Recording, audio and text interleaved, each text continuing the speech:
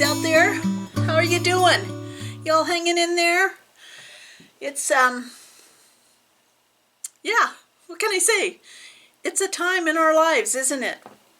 Well, I'm up here in the beehive. I sometimes think that the quilt roadies should be called the quilt beehive because we're not on the road. But you know, it's not a bad place to be. Wish you were here. Wish we could be stitching and yeah, we're all stitching together now though, huh? Well, today you can see back behind me, guess what's back up on the wall? I decided that I was going to tackle my problem. And I don't know, some of you might be new, some of you might have been here when I started this in the fall. I had fully intended to do this, stitching along, getting a row done every couple weeks or so, and being able to,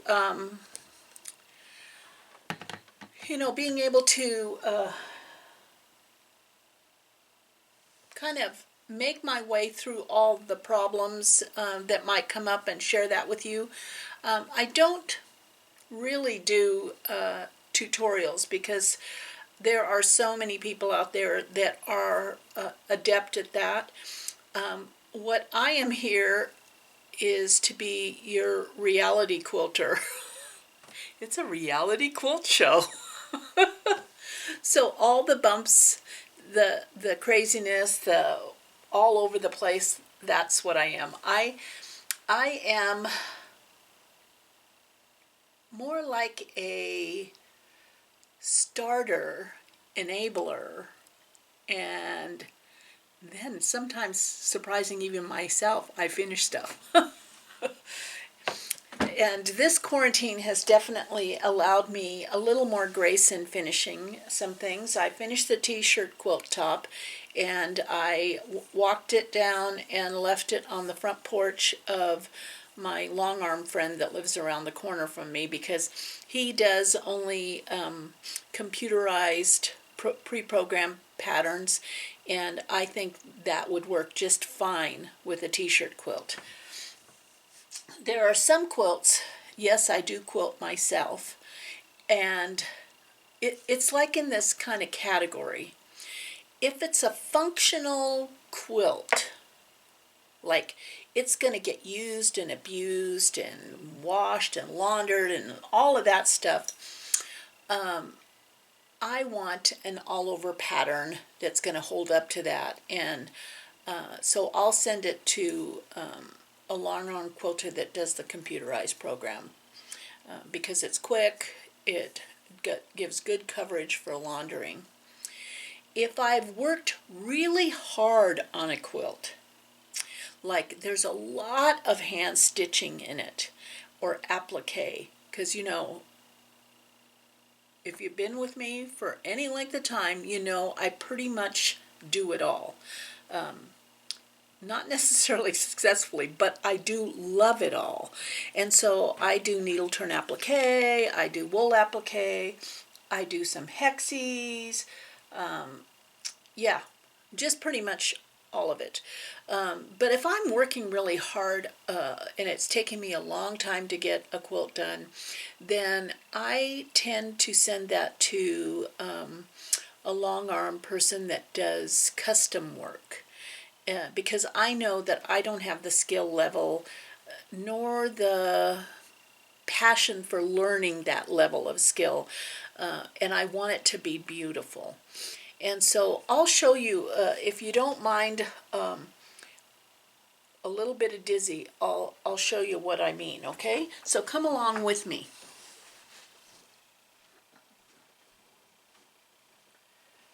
We're going to go for a little walk. Okay, I will try not to make you too dizzy. I'll walk slow. But here's a quilt that I did a lot of stitching on. It's a lot of Sue Spargo's stitching. It was a quilt that was meant for machine applique. And I just, not machine applique, what am I talking about? Hand applique. And I decided to do it in wool. And so I did a lot of Sue Spargo's stitching on this wool. So you can see, like here's some bullion stitches around there, pistol stitches, you know, just a lot of fun stuff I did on it. So I wanted this to really sing. And so I sent it to my long arm person that does custom work, and she did all this fabulous quilting around the wool. So that's what I'm talking about. It's just step back so you can kind of get a look at it.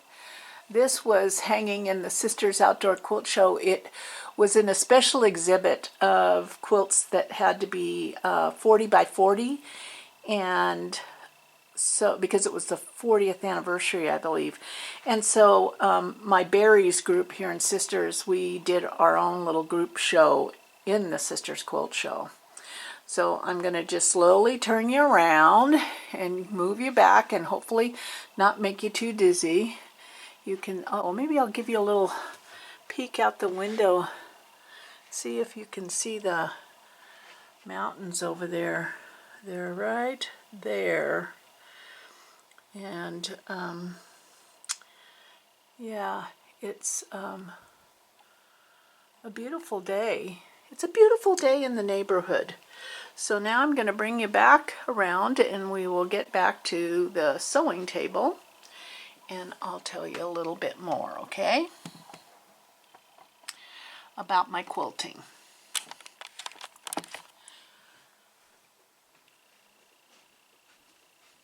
I don't even know where I was at as far as that quilting goes, but so I was glad to get that t-shirt quilt done, and mainly because I needed my design wall back. That's where I was at. So my design wall is back, and we're back to Edyta Sitar's Tannenbaum. Well, you know, designers, they're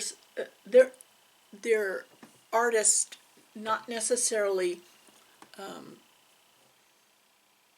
tacticians. I don't know what you would call that, but there's always little glitches that happen, and they usually post, and Edyta did post, what rows had a mistake, or she calls it something else, not really a mistake, but an adjustment of some sort.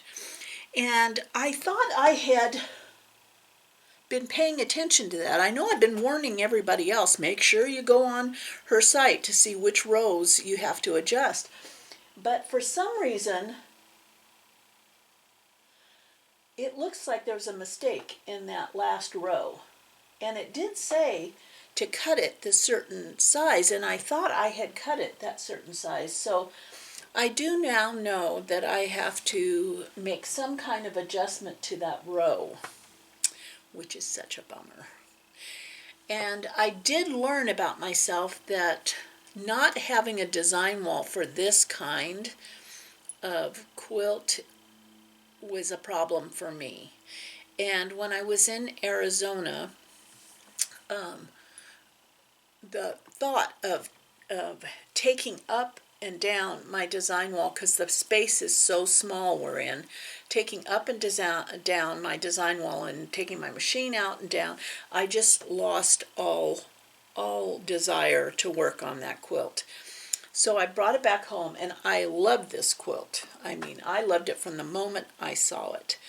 And so what I'm going to do, the way I'm going to proceed, is I'm going to go on and do the next row. And just keep doing the rows, and I think there's an adjustment in row 8, if I remember correctly. And once I get all the rows done, then I'm going to figure out how to make it right, if you know what I mean. So that is where I'm at now. And so as I do each row, I will come on here and tell you the problem I had, or what made it easier to do, because that's what I'm good at sharing, if you know what I mean. So I finished all the bonnets, the surgical scrub caps that I was working on, and so I had a lot of weird shaped scraps left, which because the hat is cut in the round, and so there's these, you know, you're going to throw it away, you know, what are you going to use it for? And I'll tell you what I do.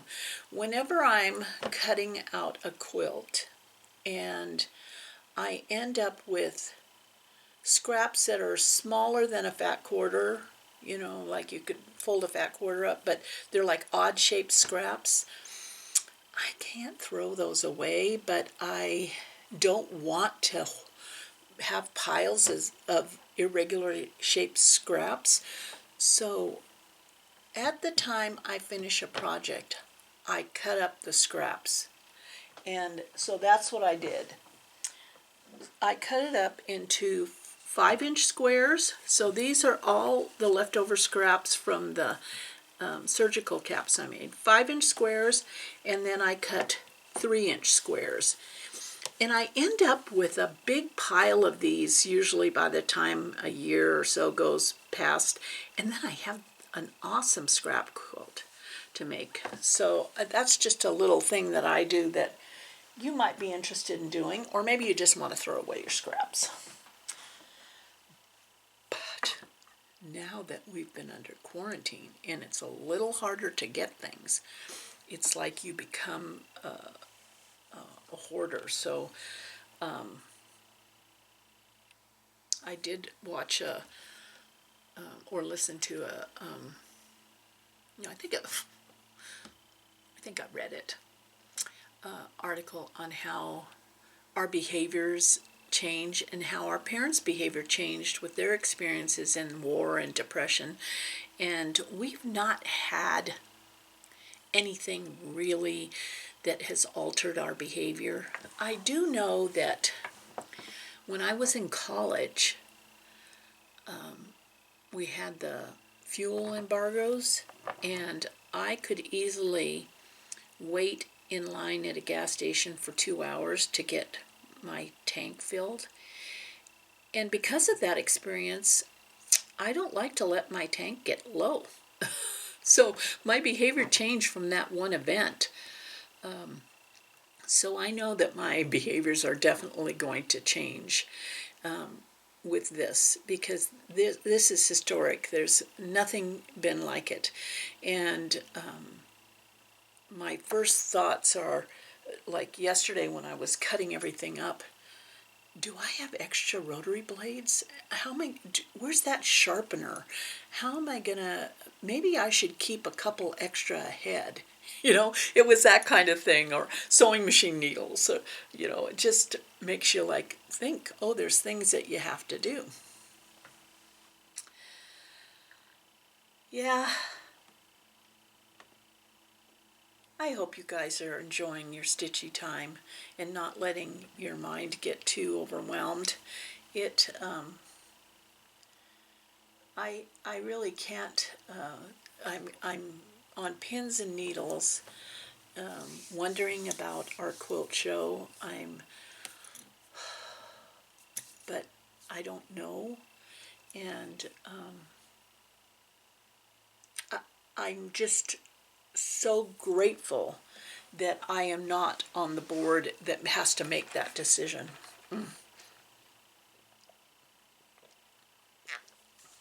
And our poor little town. Our poor little town. If you need anything, please call or order online at the Stitch and Post. I mean, it's our poor little town is definitely suffering. And you just hate seeing it, and it's all over the place. You know, every place is having a hard row to hoe. I know my girlfriend Monique at Old World Quilt Shop. She's only owned the shop for a year, you know, and then we have this thing, you know. So I tried to spread the the little bit of money, stitchy money around to my favorites. And it just so happens that today I'm working on my sand dollar, my Sue Spargo sand dollar, which I took the class with Sue Spargo at Tanque in Tucson, Arizona. But Monique, who owns the Old World Quilt Shop, and Deb, who is like her little angel sitting on her shoulder, were in the class with me, along with my girlfriend Karen and Jolene and Aaron. We just had such a great time. It just seemed like such an idyllic moment that you want to remember and cherish, because the world changed the next month. And but a lot of the thread I bought this this year was from Old World Quilt Shop, because she just carries a ton of Sue Spargo threads. And I'm telling you, my favorite, I love all of Sue's threads, but my favorite is Silk and Pearl. I need every color of Silk and Pearl, and Old World Quilt Shop has every color of Silk and Pearl. It's and that's the thing about thread is because if you don't know, I'm also a cross stitcher. From what I understand, there are some manufacturers who are having a hard time getting their gray goods or the base silks or threads that they dye, so they're running out just because that there's a shortage of that gray good, which is the base product. So I was so glad that I stocked up on Silk and Pearl, and I loved these things that she also sells, and that's these little Cosmos little. They kind of remind me of those things that ninjas use. And I twirl my Silk and Pearl around it so it doesn't get all tangled, and then I write on the back what size thread it is and the name, because I know I'm gonna rewind the same thing on this when it runs out. And by the way, this beautiful one is Green Leaves Light. Isn't that gorgeous? Yeah. So that's kind of my favorite thread, although I use all of Sue's threads. But when it comes to like bullion or where you have to pull the needle through. See, this is why I am not the instructor. When you pull the needle through the wrap that you do, those are awesome with Silk and Pearl. Just awesome with Silk and Pearl. So if you're interested, you have to get on Instagram. I know some of you aren't, but you might just want to do it to learn how to do these stitches. Sue is working her little thread off, posting a video most days where she talks you through her stitches on a short Instagram little video, and it is so awesome. And then her friend Ariane from New York is posting a video for the left-handed stitcher on whatever stitches that Sue is doing. And so, those women have everything covered, and I'll put the links below in the description. So be sure when you're commenting, if it is involving a link, I'll have put it on in the description. So, but you can go on. My friend Sandy has graciously accepted being co-administrator of our Facebook group. I started a Facebook group a long time ago, Friends of Sue's Folk Art Quilts. It's a closed group, and you do have to answer 2 questions in order, and you have to fully answer those 2 questions in order to be accepted into the group. And it's not being snooty or snobby or anything. It's just that we've had so many people try to join this group that we're trying to sell something, or we're scammers, and so it's just it's a way to filter everything. So know that we want you all, but we want to know you are real, if you know what I mean. So that you can go on there and you get so many ideas and so many ideas. Other than that, today I'm working on the sand dollar quilt, like I told you. The garage is right below me, so it sounds like G just got home. He went out for a little jaunt in the woods, and the woods is a mile from our house. So he's not gallivanting, just for all of you that might think, oh my gosh, he shouldn't be out there. No, this is like a mile from us. So I decided to start working on this sand dollar quilt. I'm not doing the big project that everyone is doing on Instagram with Sue and Ariane and on our Facebook group, because I have so many Sue projects that I need to do. But I am liking the ideas I'm getting. And there was one gal on the group that made a cat face with her circle. Isn't that something?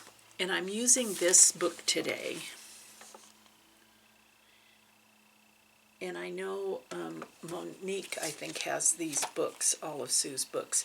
And so I am, see, I'm ever so slowly working my way. It's like each circle you embellish with, 3, 4, 5 different stitches till you get it done. So I'm not doing one circle at a time and completing the whole thing. I'm kind of jumping around only because it makes it easy for myself to stay on task. So I decided to take my Silken Pearl, which is the light green leaves, number 5. And I do know for these cast-on type stitches or wrapped stitches that you need a bullion needle.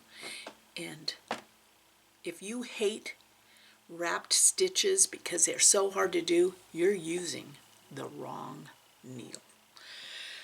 So I'm using a bullion needle, and I'm just working on that particular square, and you can see I've already done 3, and I'm just going to do the next one. And it's kind of fun because Monica, who teaches Sue's stitching at Old World, she is an extraordinary stitcher. And if you ever get the chance to meet her or to take a class from her, you will not regret it. But she always says that there's a way to do this, and because you have to loop the thread over and under your thumb, to cast it on, you kind of have to go whoop, whoop. You go whoop, whoop. And then you try to keep your ribs. With this cast-on bullion, there's a little rib on one side, and you just keep making sure, because a true cast-on bullion, the ribs are all on one side of your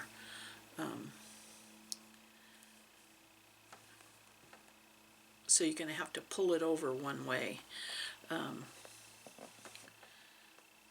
Unless you like it all twisty, Some people might like it all twisty. And make sure that your thread didn't get, see, my thread got overlapped, so I'm just going to take it around. There it goes. You have to just make sure. And then after I finish one, I let my needle dangle so the whole thread untangles, you know, because I'm going whoop, whoop. Yeah, so that's a challenge. So today is I'm going to commit to making one whole circle around with the cast on bullion. I just love this light green.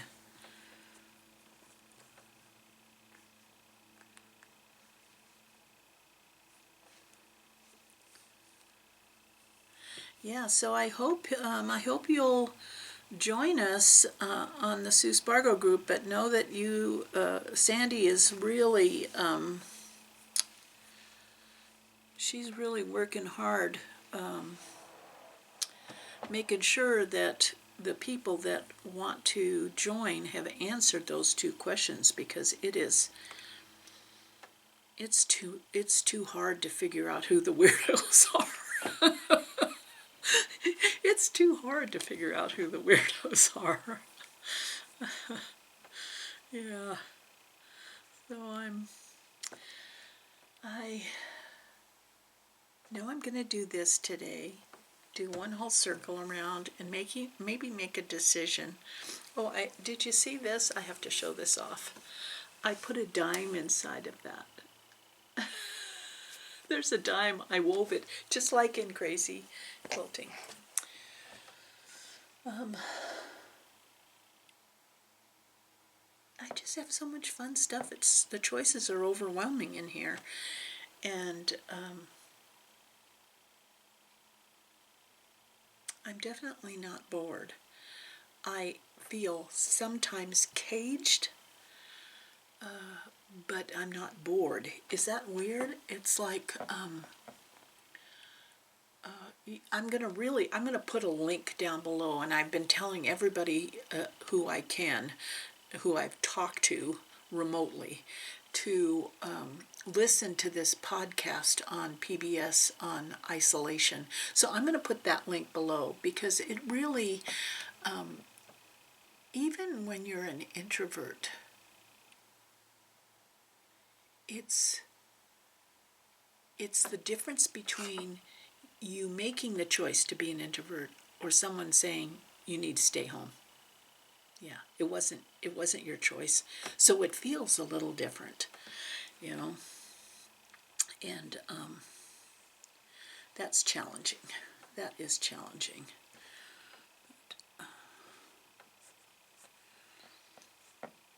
Let's see here. How many do I have? 1, 2, 3, 4, 5, 6, 7, 8, 9, 10, 11. Oop! That's exactly how many I wanted. You know, as you make your way around the circle with this thing too, now I get to move it around. You can decrease the bullions, and you won't really even see the difference to make it fit. And then I usually take the back side of my needle and kind of move my bullion around to make it look nice.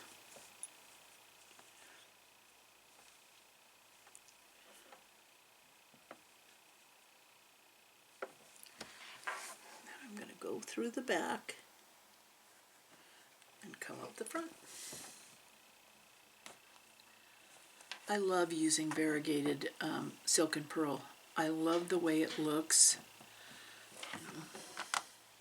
See, they're right there.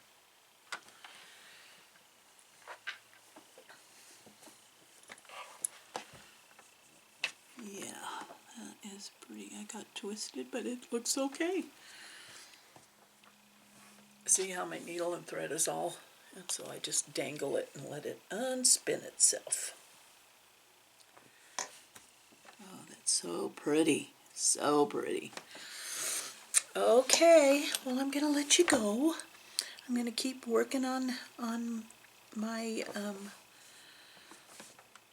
cast on bullions, and know that that I do think about you. I so appreciate you coming and stopping by and leaving me a comment. It's like having friends here in the Beehive. And next time we meet, who knows? Who knows what I'll be working on? You take care, stitch, and be safe. Thanks for watching. And be sure to like and subscribe on Quilt Roadies.